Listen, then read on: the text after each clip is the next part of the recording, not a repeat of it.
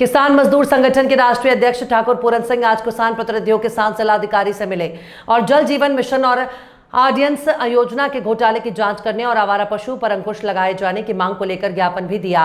आज किसान मजदूर संगठन के राष्ट्रीय अध्यक्ष ठाकुर पूरन सिंह किसानों के साथ जिलाधिकारी मनीष बंसल से मिले और किसानों की समस्याओं को लेकर विचार विमर्श किया और जल जीवन मिशन योजना और आरडीएस के घोटाले के संबंध में वार्ता की। जिलाधिकारी मनीष बंसल ने बताया कि इन बिंदुओं की जांच चल रही है और एक जांच कमेटी का गठन भी कर दिया गया है। शीघ्र ही जांच कमेटी अपनी रिपोर्ट प्रस्तुत करेगी। जिलाधिकारी से वार्ता के बाद पत्रकारों से अनौपचारिक वार्ता करते हुए राष्ट्रीय अध्यक्ष ठाकुर पूरन सिंह ने कहा कि किसानों की समस्या को लेकर ये आज जिलाधिकारी से मिले। उन्होंने बताया कि वर्तमान में किसानों की समस्याएं आवारा पशुओं का विचरण है। उन्होंने बताया कि विदेशी गौवंश के कारण फसलें नष्ट हो रही हैं। उन्होंने कहा कि वर्तमान में ईख, धान और ज्वार की फसल की बुआई की जा रही है, लेकिन आवारा पशु इन फसलों को नष्ट कर देते हैं। उन्होंने कहा कि प्रदेश सरकार नई नई गौशाला बना रही है, तो उनको गौशाला में इन आवारा पशुओं को रखा जाए जिससे कि किसानों की फसल नष्ट ना हो। उन्होंने बताया कि जल जीवन मिशन योजना में आज तक भी एक किसान के घर एक बूंद पानी नहीं गया। इस योजना में भारी घोटाला किया गया है। इसके अलावा विद्युत रखरखाव के लिए आरडीएस योजना में भी भारी घोटाला किया गया, जिसकी जांच को लेकर मंडल स्तर पर उनका संगठन आंदोलन कर रहा है, जिसके चलते प्रशासनिक स्तर पर जांच कमेटियों का गठन किया गया और शीघ्र ही जांच रिपोर्ट की जाएगी।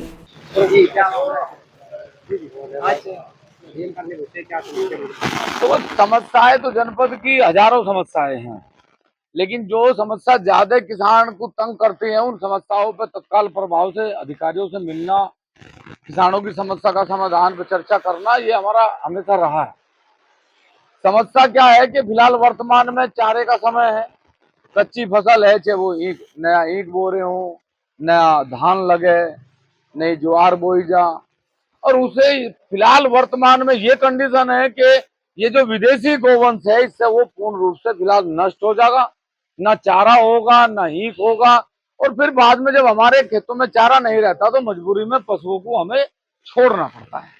तो आज एक विषय तो था कि भाई आवारा गोवंश जो है, विदेशी गोवंश, इसके लिए जो नई गौशालाएं बन रही, वो गौशालाएं बहुत, एक साल से मैं भी सुन रहा कि शायद नई गौशालाएं बन रही, तो उनमें पशुओं को अगर जाएंगे नहीं, पशु छुट्टा घूम ही रहे, तो फिर गौशालाओं का कोई लाभ फिलहाल देखने को नहीं मिल रहा। एक योजना सरकार की बहुत महत्वपूर्ण योजना है जल जीवन मिशन, जो कंपनी ब्लैक लिस्टेड करने के लिए जिलाधिकारी महोदय ने भी लिख दिया, उससे पहले भी अधिकारियों ने लिखा, भाई ब्लैक लिस्टेड करने से समस्याओं का समाधान नहीं हो पा रहा, क्योंकि गांव में जितनी भी टंकियां लगी उन टंकियों में से आज तक एक बूंद पानी बाहर नहीं आया। ये बहुत बड़ी अनियमितता भी है और घोटाला भी है। हमने कहा कि इसकी उच्च स्तरीय जांच करवाई जा। आरडीएस योजना जो विद्युत सुधार योजना के नाम पर आई थी, उस योजना में भी बहुत बड़ा घोटाला घपला है, जिसका लगातार हम लोग आंदोलन कर रहे हैं। उसी विषय में किसानों की गागनोली शुगर मिल का विषय है, टूटी हुई सड़कों का विषय है, इंडन और काली कृष्णा का विषय है। इन्हीं विषयों में जिलाधिकारी महोदय जब आता देखो, ये हनीमून बेनीवाल ये जो भी है, मतलब मेरे कहने का मतलब है वो विद्रोह पैदा करना चाहते हैं।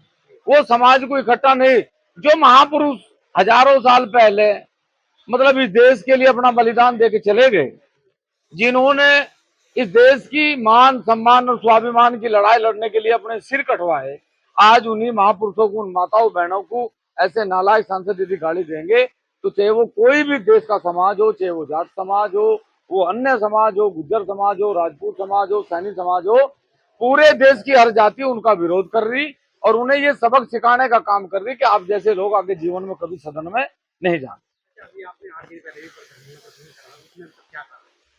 प्रदर्शन लगातार जारी है। उसी विषय में आज आए थे कि भाई क्या हुआ अब तक, आप लोगों को इतने दिन हो गए, और आज डीएम साहब ने उसमें एक जांच कमेटी गठित करी, पहले भी बनाई होगी लेकिन हमें नहीं पता था, लेकिन उन्होंने आज एक जांच कमेटी बनाई चकबंदी पे भी और इस योजना में भी। तो उन्होंने कहा कि भाई हम इस पर तत्काल कमेटी बना के काम शुरू करें। धन्यवाद।